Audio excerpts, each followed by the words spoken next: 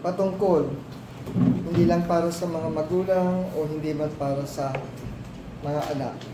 At sana ay makarelate tayo sa aking nais na ibahagi sa inyo na isang mensahe. Pinamagatan kong ito na isang raising godly characters in our children, and this is a biblical parenting na tinatawag natin. Alam nyo, hindi po lahat ng Kristiyanong magulang o Christian parents ay kayang magpalaki ng isang anak o ng isang pamangkin o ng isang mahal sa buhay.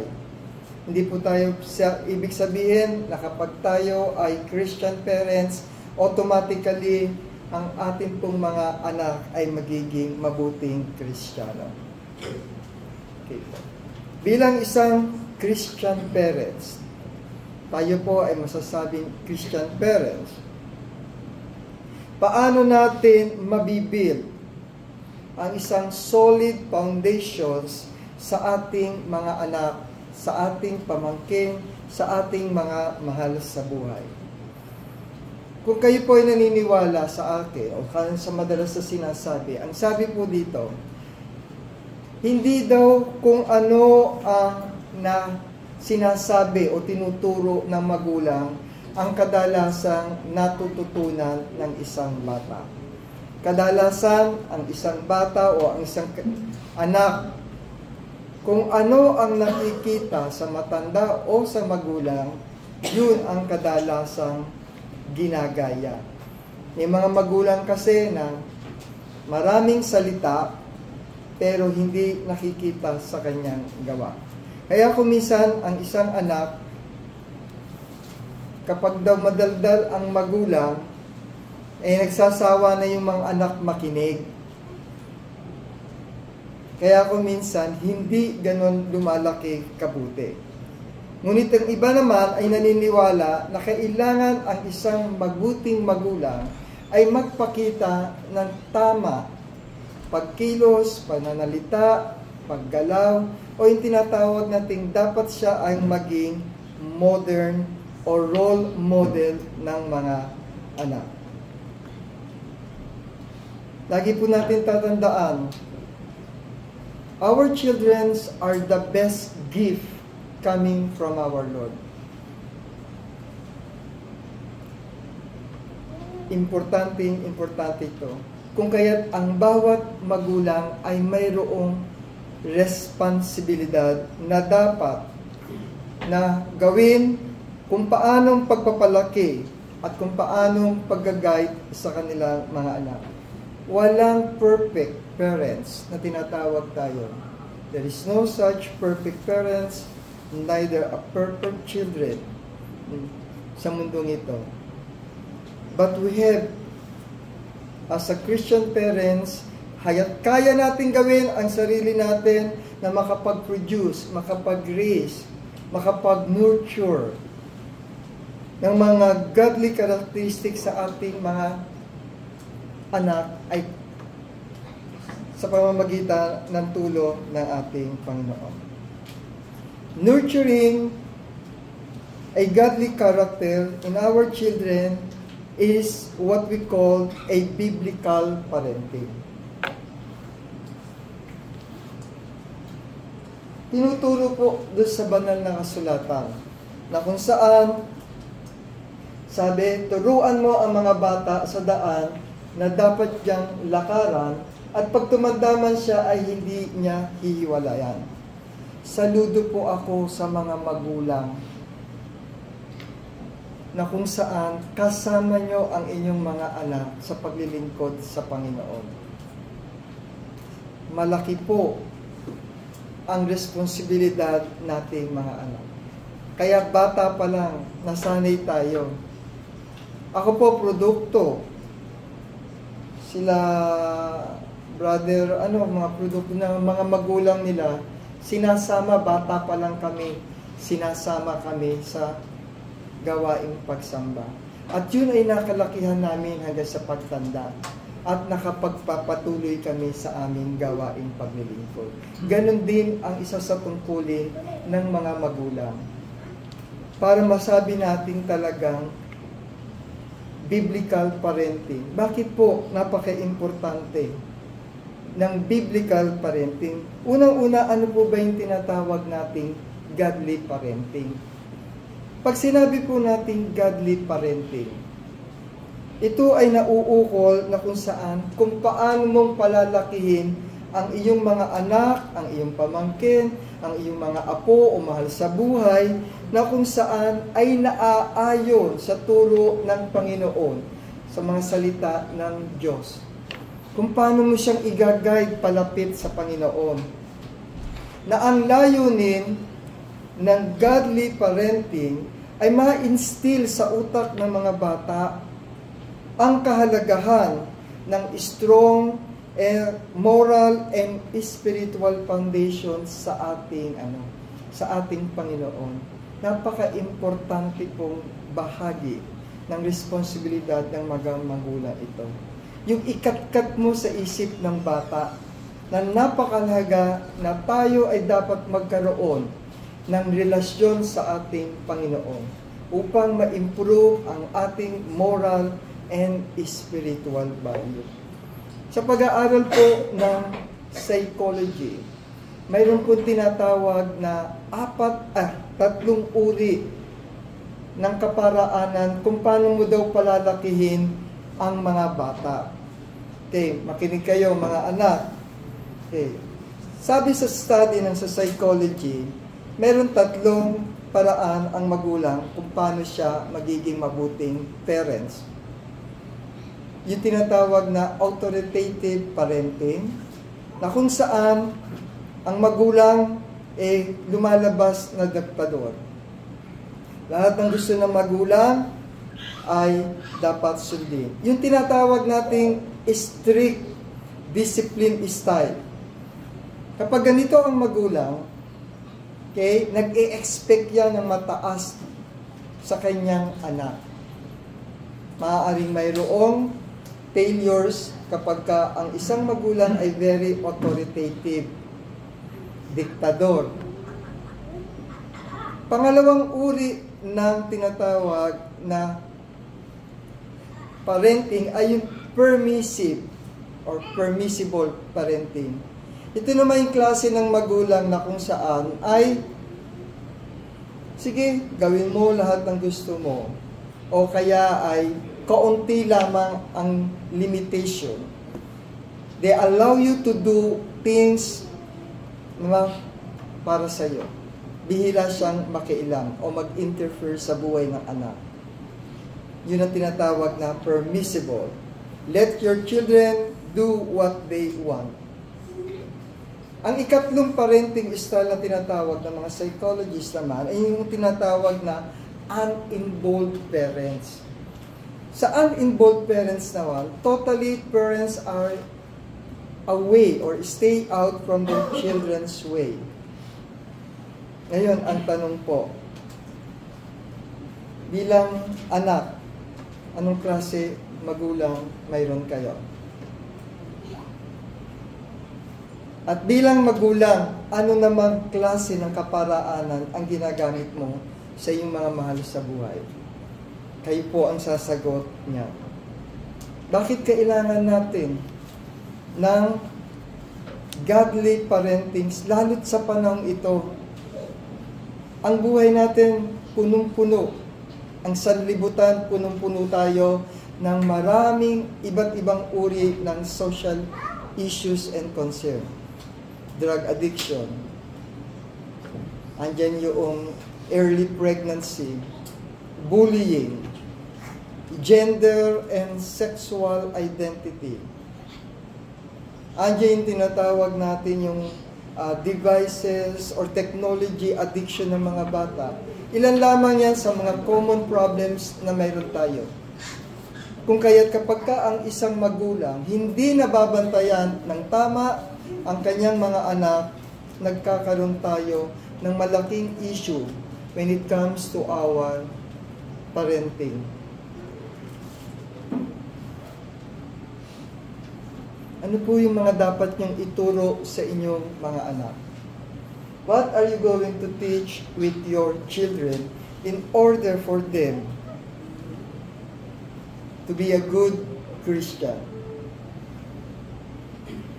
At iyong ituturo ng buong sikap sa iyong mga anak at iyong sasalitain tungkol sa kanila pagka ikaw ay nakaupo sa iyong bahay at pagka ikaw ay lumakad sa daan at pagka ikaw ay nahihiga at pagka ikaw ay bumabangon. Tinuturo sa atin na sa lahat ng oras, sa lahat ng sandali, dapat huwag kayong magsawa bilang magulang. Minsan nakakalungkot pag ayaw daw makinig ng anak sa magulang. Recording in progress. Okay? Madalas, sabi yung nanay, o gawin ganito ang turo, ganito ang dapat yung gawin, ganito. Madaling magsawa ang anak kapag inuulit-ulit. Pag palagi sinasabi, o ito ang tama, ito ang mali. Walang magulang, lalo na't nakakaalam ng mga salita ng Panginoon na ituturo't sasabihin sa inyo o hindi magtuturo sa inyo ng mga salita ng Panginoon. Lahat ng magulang, ayaw nilang mapariwara ang kanilang mga anak. Tandaan niyo yan, mga anak. Maswerte kayong mga anak na may magulang na gumagabay sa inyo. Ngunit paano itong gagawin ng mga magulang para ang mga anak ay susunod? The parent must see to it that they should be a role model. Magulang ka, sabi ka ng sabi, pero hindi naman nakikita sa iyong gawa. Paano mo ituturo ang spiritual value kung ikaw mismo na magulang ay hindi nakikitaan ng tama? Paano mo maaakit? O paano susunod ang iyong mga anak kung ikaw ang magulang ay hindi mo isinasabuhay kung ano ang iyong itinuturo? Dapat mag-match yan. Nagturo ka sa anak mo, pero ikaw na magulang, dapat maging huwaran ka.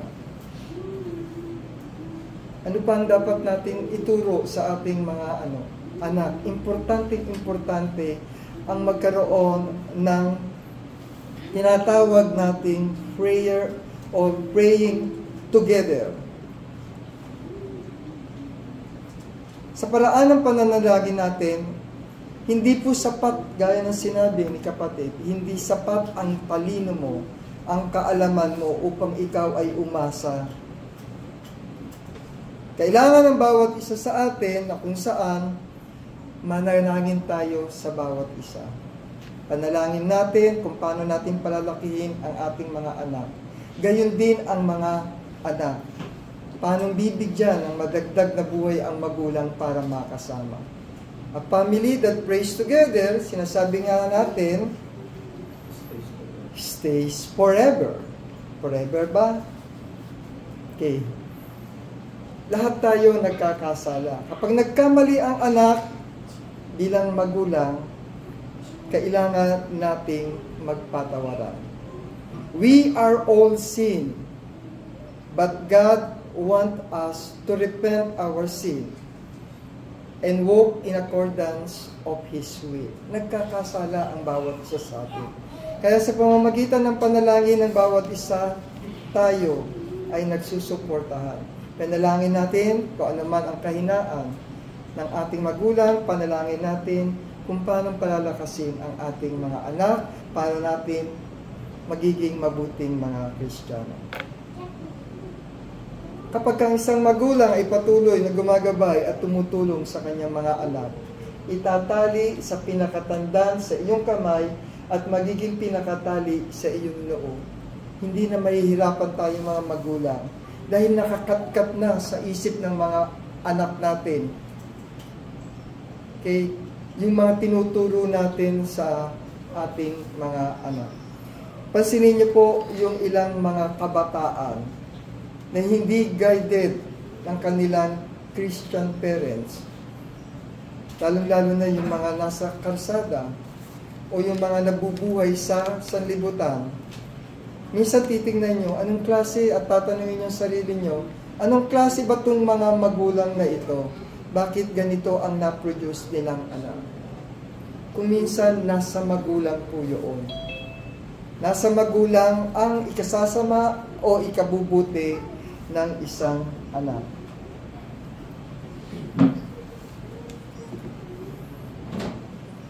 Kapag tayo ay nakapagturo ng tama sa ating mga anak, ano naman ang inaasahan natin? Okay. What will be the good result of our teachings to our children? Upang kanilang mailagak ang kanilang pag-asa sa Diyos at huwag kalimutan ang mga gawa ng Diyos, kundi ingatan ang kanyang mga utos. Napaka-importante po na sa simula pa lamang nagtatanim na tayo ng turo sa ating mga anak. At kapag ka ang isang bata, ang isang tao, o isang lumalaki, kapag siya ay puspos ng salita ng Panginoon, tandaan niyo po, nagkakaroon ng pag-asa na kilalanin ang tunay na Panginoon. May panghahawakan, may inaasahan. Hindi kagaya nung ibang bata na walang mga tanim ang magulang, walang direksyon ang buhay. Kaya mapalad ang mga bata na sa murang ugali o murang edad at isipan nila, nakakapagkatkat na tayo ng mga salita ng Panginoon.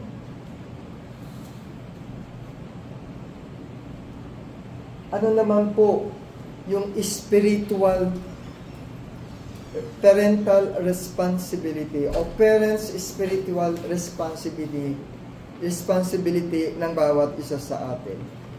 Gaya ng nasabi ko sa kanina, sa Titus 2:7-8, sabi po dito, sa lahat ng mga bagay ay magpakilala kang ikaw ay isang uliran sa mabubuting gawa bilang isang mga magulang. Magpapakita kayo ng tama. Magpapakita kayo ng mga gawain. Kung ano yung nais nating mangyari sa ating mga anak. Gusto mong maging Kristiyano mabuti ang iyong mga anak. Pero ikaw naman, hindi ka naman marunong dumalo sa panambahan. Ikaw naman ay umiinom, nagsusugal.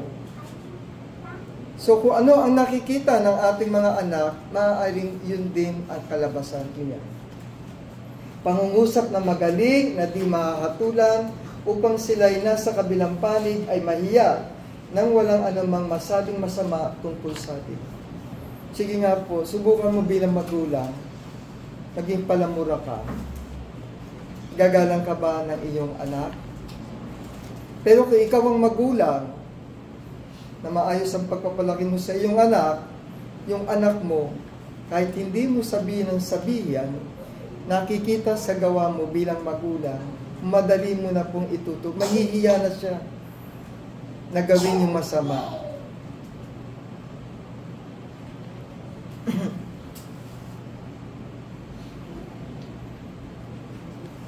Isa pa sa dapat maging responsibilidad nating mga magulang ay yung tinatawag ng pagkakaroon ng personal relationship. Open communication. Lalong-lalo na po pagdating sa prayers and faith development.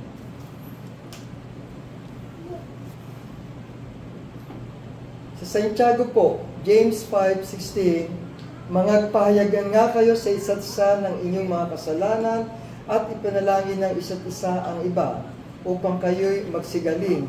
Malaki ang nagagawa ng maningas na panalangin ng taong matuwid. Okay? Alam nyo, kahit po tayo tumanda, hindi sapat ang lakas natin. Kailangan naming mga magulang, kailangan nating mga magulang, yung gabayan natin sa panalangin yung ating mga anak. Lalo na, mararanasan nyo na malayo kayo sa inyong mga magulang o ang magulang malayo sa kanyang mga anak. Tanging ang panalangin lang ang mag-uugnay sa inyo buhay. Dito nagkakaroon ng malakas na personal na relasyon ang ina, ang ama, ang anak, ang mga mahal nyo sa buhay sa bawat isa.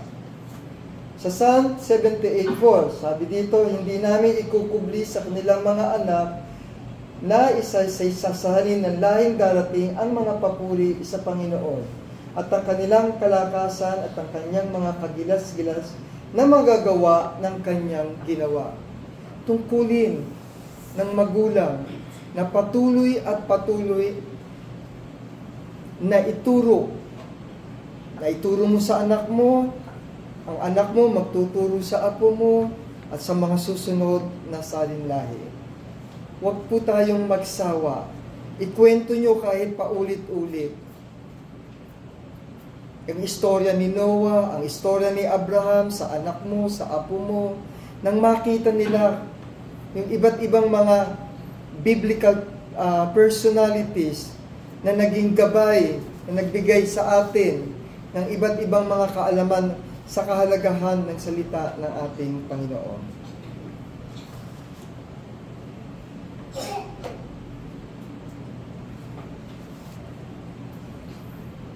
Huwag mong ipagkait ang saway sa bata, sapagkat kung iyong hampasin siyang pamalo, siya'y hindi mamamatay. Iyong hahampasin siya ng pamalo at ililigtas mo ang kanyang kaluluwa sa Sheol. Maraming mga magulang po takot. Hindi man takot, awa. Sabihin na natin, madalas talagang napakasakit na kapag ang isang anak na pinaparusahan natin ay nasasaktan. Pero malinaw sa banal na kasulatan po. Huwag mong ipagkait ang saway sa bata, sapagkat kung iyong hampasin siya ng pamalo, siya hindi mamamatay. Huwag naman po yung brutal. Huwag naman po yung makakarating na kayo doon sa DSWD, na kung saan ay talagang makikita yung bata ay tama lang pong pitik. Hindi naman siguro ikamamatay ng bata. Yung kung minsan ay, pero para kung bata naman, para wag kayo mapalo naman, sumunod na kayo sa magulang. So, wag sasama ang loob ng kabataan kung kayo ay masasabihan ng magulang. Dahil darating ang panahon, makikita nyo ang importansya ng ginagawa ng magulang na pagtuturo sa inyo.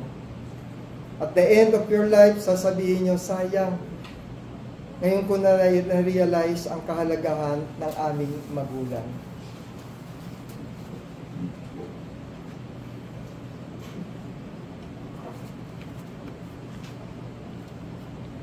Okay pa.